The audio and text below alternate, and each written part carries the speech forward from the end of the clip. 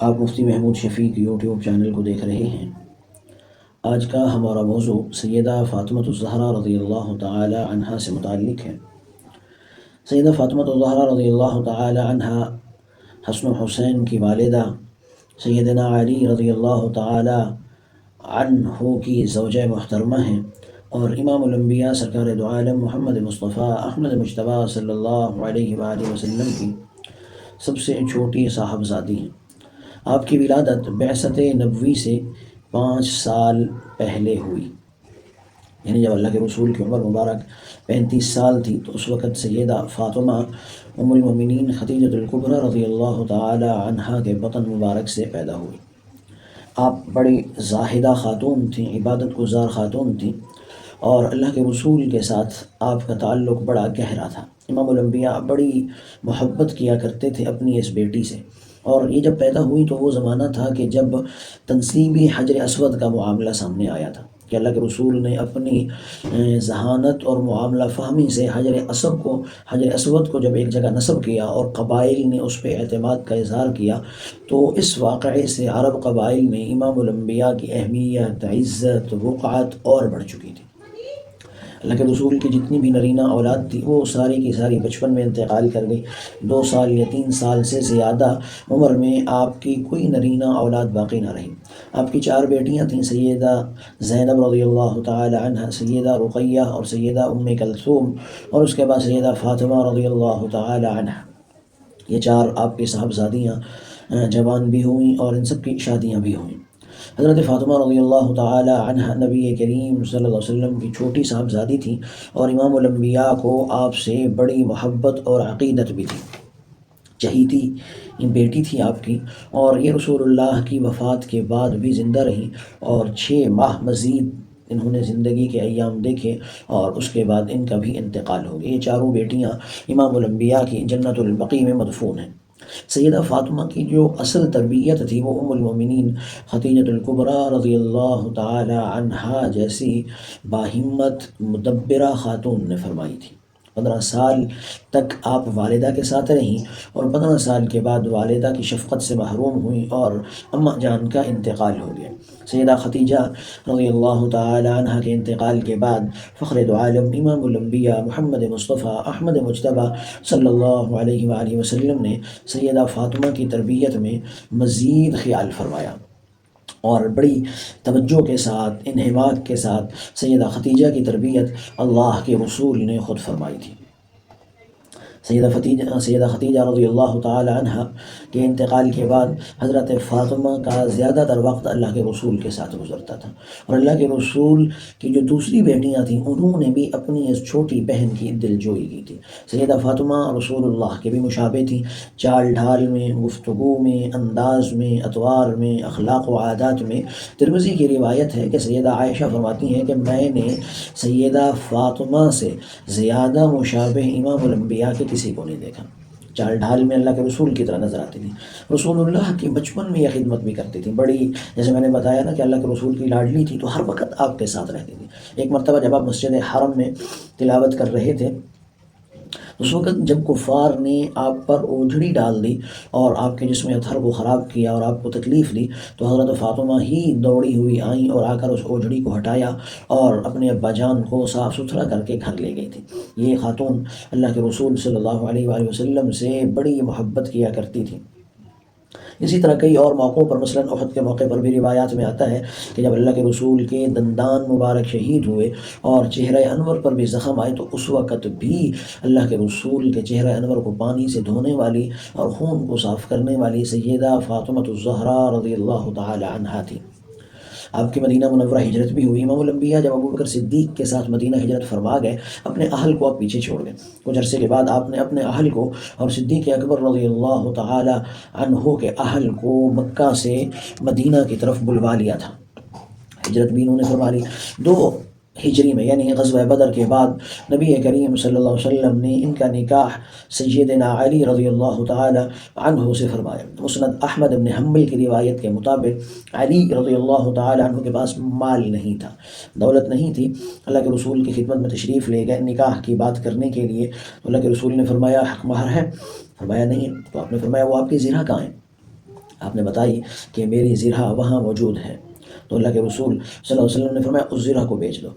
تو بہرحال وہ طویل واقعہ ہے کہ حضرت عثمان غنی رضی اللہ تعالیٰ عنہ نے وہ زرہ خرید لی اور پیسے دے دیے، اور پھر بعد میں وہ زرہ بھی آپ کو ہدیہ کر دی۔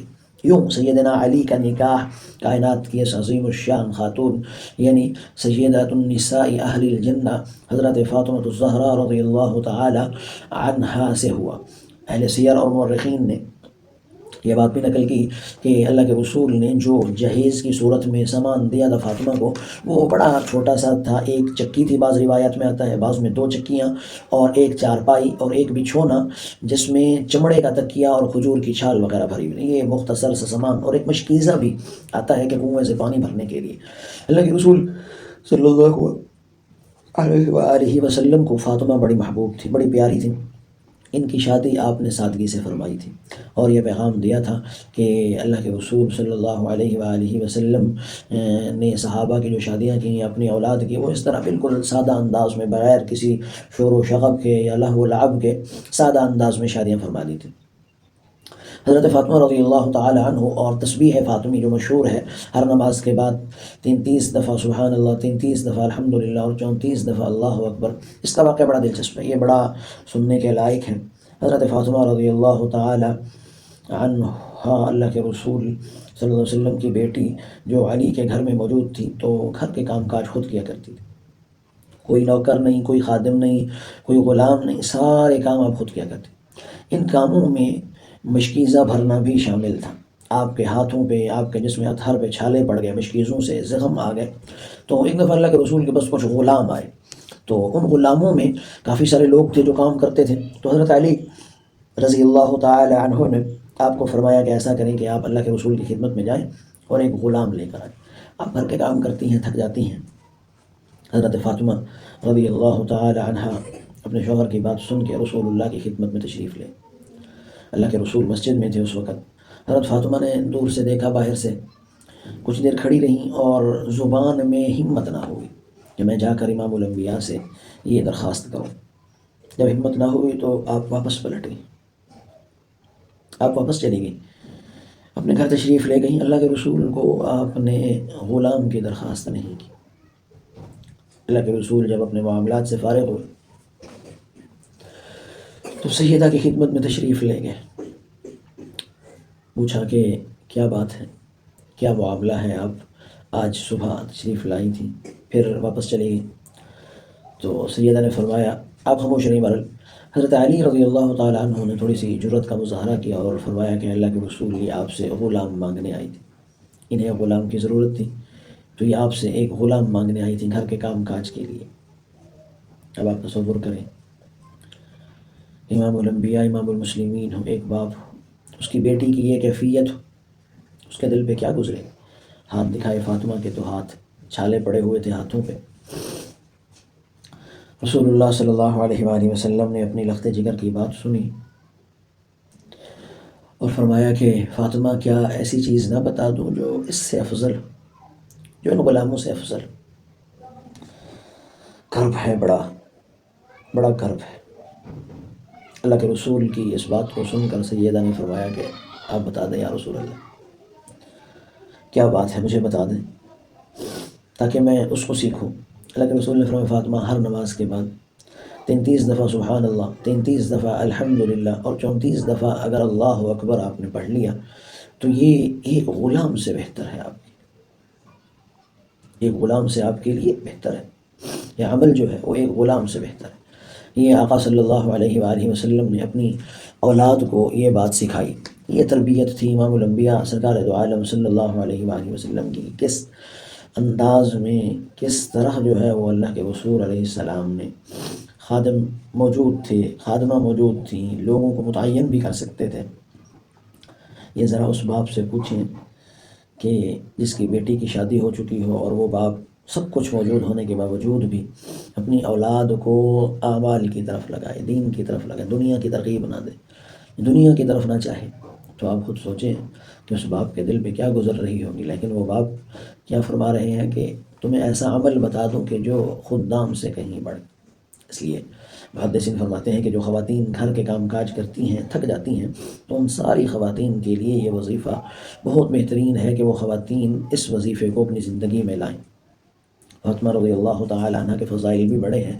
یہ رسول اللہ صلی اللہ علیہ وسلم نے فرمایا کہ فاطمہ میرے جسم کا ٹکڑا ہے، میرے جگر کا ایک ٹکڑا ہے، جس نے اس کو ناراض کیا اس نے مجھے ناراض کیا۔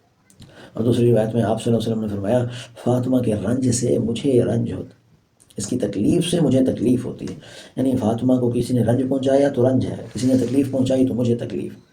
مشکات کی روایت میں ہے کہ اللہ کے رسول جب بھی کسی سفر میں تشریف لے جاتے تھے تو سفر میں سب سے آخر میں جس شخصیت سے ملاقات کرتے تھے وہ سیدہ فاطمہ ہوتی تھی، اور جب اس سفر سے واپس آتے تو سب سے پہلے جس سے ملاقات کرتے تھے وہ بھی سیدہ فاطمہ رضی اللہ تعالی عنہا ہوتی تھی۔ اللہ کے رسول صلی اللہ علیہ وآلہ وسلم کے بعد بڑی غمزدہ رہتی تھی۔ آقا صلی اللہ علیہ وآلہ وسلم کا جانا ان سے برداشت نہیں تھا۔ آپ جب دنیا سے رحلت فرما گئے تو فاطمہ، روایات میں آتا ہے کہ امام الانبیاء کی وفات کے بعد سیدہ فاطمہ کو مسکراتے اور ہنستے ہوئے نہیں دیکھا، بڑی غمزدہ رہتی تھی اور چہرے سے آثار سے پتہ چلتا تھا غم کا۔ بہرحال اسی غم کے عالم میں آپ نے بڑی مشکل سے زندگی کاٹی اور 6 ماہ مزید زندہ رہیں۔ 6 ماہ کے بعد آپ رضی اللہ تعالی عنہ کا 3 رمضان المبارک کو انتقال ہو گیا۔ یوں آفتاب و مہتاب کی عظیم الشان خاتون سیدنا حسن اور سیدنا حسین ابن علی رضی اللہ تعالی عنہ کی اماں جان اور سیدنا علی ابن ابی طالب رضی اللہ تعالی عنہ کی زوجہ، نساء اہل الجنہ، جگر گوشہ رسول، اللہ کے رسول کی لاڈلی حضرت خدیجہ الکبریٰ رضی اللہ تعالی عنہ کی محبوب ترین صاحبزادی رمضان المبارک کی 3 تاریخ کو انتقال فرما گئے رضی اللہ تعالی عنہم۔ اللہ ان سب سے راضی ہو جائے، اور دعا ہے کہ اللہ ہمیں بھی ان مقدس اور عظیم الشان نفوس قدسیہ کے راستے اور طریقے پر چلنے کی توفیق عطا فرما دے۔